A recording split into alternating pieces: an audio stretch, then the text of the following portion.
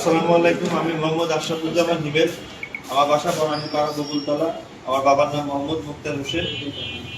আমি দীর্ঘ 3 বছর লাইব্রেরি পায়রা তথ্য শাখার ম্যানেজার হিসেবে দায়িত্ব পালন করেছি এবং প্রথম 1 বছর ঠিক থাকার পরে ওখানে কিছু বেআইনি কার্যক্রম শুরু হয়, যার ফলশ্রুতিতে আমি চাকরি ছাড়ার সিদ্ধান্ত নিই এবং এই সিদ্ধান্ত কারণে প্রতিষ্ঠানটির যে মালিক তার ছেলে সৌরভের সাথে আমার কথা কাটাকাটি হয়, কারণ সে বেআইনিভাবে কিছু প্রোডাক্ট আমাদের দিয়ে বিক্রি করাচ্ছিল। তো সেটা সে আমাকে ছাড়তে চায় না, কারণ এতে তার ব্যবসায়িক ক্ষতি হবে এবং ব্যবসায়িক সিক্রেটটা মানুষের সামনে চলে আসতে পারে। এই সংখ্যায় সে আমাকে বিভিন্নভাবে প্রতিষ্ঠানে আটকে রাখার চেষ্টা করে, কিন্তু আমি বদ্ধপরিকর থাকি যে আমি এই প্রতিষ্ঠানে চাকরি করবো না এবং তাকে হিসেব বুঝে নেওয়ার জন্য বারবার তাগিদ দিই এবং একটা পর্যায়ে সে হিসেব বুঝে নিতে সম্মতি হয় এবং 7/3/2025 তার কাছে সমস্ত হিসেব বুঝিয়ে দিয়ে তার অডিট টিমের সই এবং আমাদের সমস্ত সই সাক্ষ্য কমপ্লিট করে সেই পেপার নিয়ে আমি চলে আসি। পরবর্তীতে তারা আমার উপরে ব্যক্তিগত আক্রোশ মেটানোর জন্য তারা আমাকে আবার ফোন দেয় এবং দিয়ে বলে যে বিভিন্ন ফোন নষ্ট করে আপনি ছুঁয়ে গেছেন, যেগুলোর দায়ভার আপনাকে নিতে হবে। তখন আমি যোগাযোগ করি, তাদের সামনে আবার যোগাযোগ করি, এসে আমি তাদেরকে বলি যে এই প্রতিষ্ঠানে আমি যাবত যত পরিমাণ প্রফিট দিছি সেটা সরাসরি আপনি পাইছেন।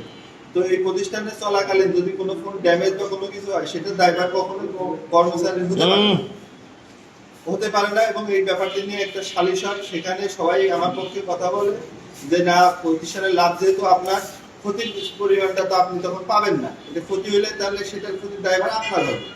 তখন সে এই ব্যাপারটি বাদ দেয় এবং তারও 1 মাস পরে আবার আমাকে ফোন দিয়ে বলে যে এখন আপনার হিসেব শর্ট আছে।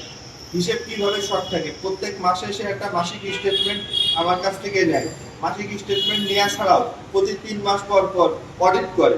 টোটাল 2 বছরে 8টা অডিট হয়েছে এবং প্রত্যেক মাসে আপনার মাসিক স্টেটমেন্ট নিয়েছে এবং চাকরি ছাড়ার সময় সে আমার ক্লিয়ারেন্স দিয়েছে, আমার অডিট স্টক বুঝে নিয়ে আমাকে কিন্তু 7 তারিখে অব্যাহতি দিয়েছে, যেটা উনি ওনার কোর্টের যে মামলার যে নোটিশ আছে ওখানেও কিন্তু সে আমার 8 তারিখ পর্যন্ত কর্মরত দেখা গেছে।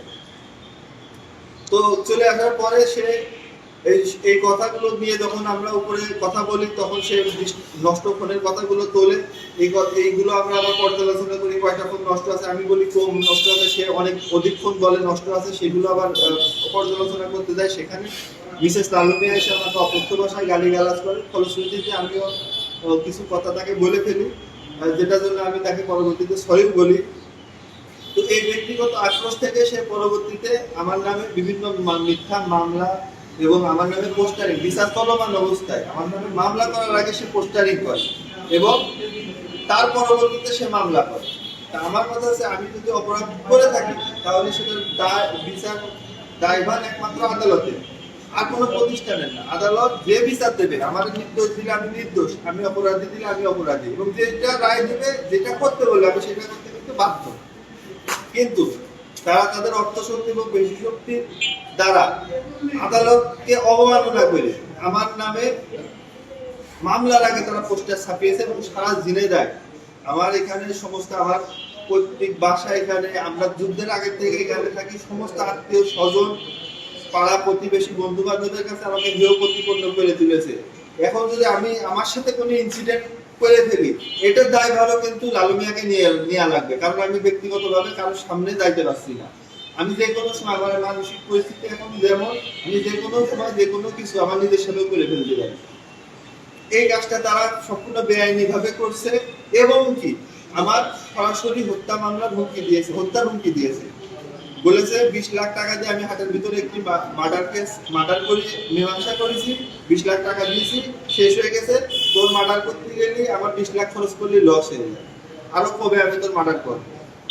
তো এই ধরনের হুমকি ধামকি দেওয়ার কারণে আমি আমার জীবন নিয়ে সংশয়ের ভিতরে আছি, আমি মানসিকভাবে আমি খুব বিপদগ্রস্ত এবং আমি দীর্ঘ 1টা বছর চাকরি ছাড়ার পরও দীর্ঘ 1টা বছর আমি তাদের এই হিসেব মিলানোর জন্য এবং আমি এই দায় মুক্তি পাওয়ার জন্য আমি অন্য কোথাও চাকরিতে জয়েন করতে পারিনি এবং আমি আমার পুরো শ্রমটা ওদের প্রতিষ্ঠানের পিছনে আমি দিয়েছি। এমনকি আমার কাছে যদি কোনো কাস্টমার কখনো ফোনের উদ্দেশ্যে থানায় গেছিলাম, এই প্রতিষ্ঠানের পরে এই ঝামেলার পরে যখন আমার হত্যা হুমকি দেয় তখন আমি থানায় গেছিলাম থানায় যাওয়ার পরে তখন এই ওসি সাহেব আর কি, ওসি সাহেবের সাথে কথা হয় থানার ব্যাপারে, যে স্যার আমি একটা ইয়ে করতে যাচ্ছি, বলছে আপনাদের এই ব্যাপারটা তো কি করতে চাচ্ছেন? মানে আমি একটা জিডি করতে যাচ্ছি আমার জীবনের নিরাপত্তার জন্য। তখন তৎকালীন ওসি সাহেব বলে যে আপনাদের এই ব্যাপারটা তো একটা মানে সালিশের মাধ্যমে বিচার হচ্ছে, যেহেতু বিচার সালিশের মাধ্যমে হচ্ছে সেহেতু আপনার এখন জিডি করা লাগবে না। তো যেহেতু বিচার তারা মানেনি, সালিশ তারা মানেনি, পরবর্তীতে না মেনে তারা কিন্তু কোর্টে গেছে। তো আমি এখন আইনের প্রতি দৃষ্টি আকর্ষণ করছি যে আমার এই যে হুমকি দিয়েছে, হত্যা হুমকি, সেটার বিরুদ্ধে তারা একটা আইনি পদক্ষেপ নেবে এবং সব ধরনের আপনি কি জিডি করেছেন? পরে জিডি করেছেন? পরে এখনো জিডি করা হয়নি। কেন করেননি কেন? পরে আমি আসছি, আমি আচ্ছা, মোবাইলে একটা রেকর্ড বেরিয়েছে, ওইটা কি আপনাকে ফোন দিয়ে হুমকি দিয়েছে ওইটা, নাকি ওইটা কি? আমাকে ভয়েস রেকর্ড পাঠাতে সরাসরি, এবং এরকম বিভিন্ন অশ্রাব্য শ্রবণযোগ্য কথা ছিল, হ্যাঁ, সেগুলো সম্পূর্ণটা আমি আপনাদের দিতে পারি না। আপনি কি নিরাপদে আছেন এখন? জি, নিরাপদ আছেন আপনি এখন? আমি এখন নিরাপদে নাই, কোনোভাবে আমি এখন নিরাপদে নাই।